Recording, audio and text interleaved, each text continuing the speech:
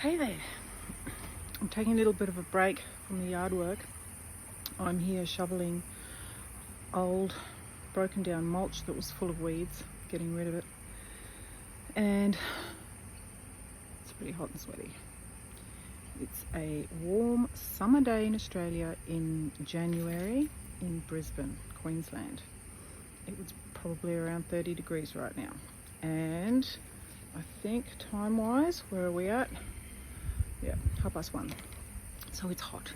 So I've just stopped. I've been drinking heaps of water, but just to make sure I don't flag too much, I'm going to go and have a try again of this stuff called Vitargo. I don't know if you guys have ever seen this. You might see it in a supplement store. You know, people go to the gym. I first came across this about 10 years ago when I was doing some bodybuilding training. I was 42. And the trainer gave it to me for me to drink it as a pre-workout and during workout at the gym when I was doing my weights. The stuff was fantastic. I felt like I could lift anything. It made me feel so strong. And I remember when it was time to do the competition prep in the last maybe couple of weeks, I was trying to trim down. She took this stuff off me. And I remember thinking, I was doing my workouts and I was thinking, give me back my Vitargo. So I'm going to read to you what it is. And so those of you who might have a bit of a better idea about ingredients than me might be able to tell me, am I just drinking pure sugar? I'm trying to avoid that stuff, you know. But it says, university studies online at vitargo.com/y, as in WHY, Vitargo, Vitargo. Now, based on a 100 gram serving, this is only like a 35 gram serving, performance is up to 23% better. Your recovery after exercise is 1.7 times faster.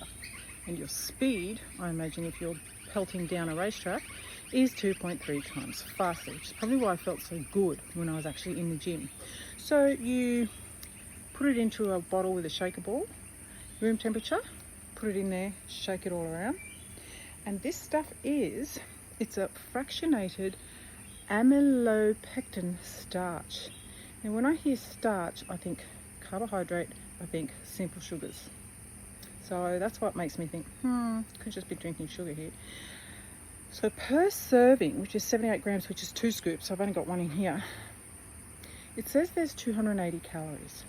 So if my baseline metabolism requires, say, 1,500 calories just to stay alive, that's before I even do any exercise, then one of these, if it was mixed with 2 scoops, would be about 1/5 of my daily calorie intake. So it's not outrageous, I guess. And I mean, you can see how much I'm sweating today. I'm absolutely dripping. I'll show you my beautiful hair and everything, hat head.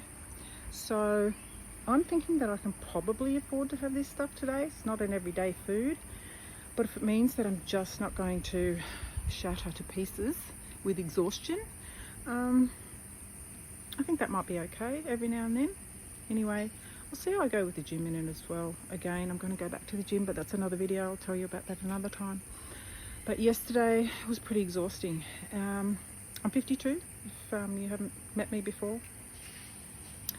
And I don't think that that's any reason why I should not be able to work physically hard. And I understand balance. I also have a fairly sedentary job during the weeks where I'm sitting a lot and I have to make a real effort just to get some basic steps in, right? So I think this should be okay for me. But anyway, look, have a look. If you think this might be useful, I'm not sponsored by these people, you should know. I'm not sponsored by anybody. I'm just sharing with you things that I'm doing in my life to try to get through and get stuff done, because everything that you can do at home, and if it gives you pleasure, it saves you a few hundred or a few $1,000s that you can then spend on something for yourself. I think that's worth doing. All right. Anyway, let me know what you think. All right. Have a good day. Bye.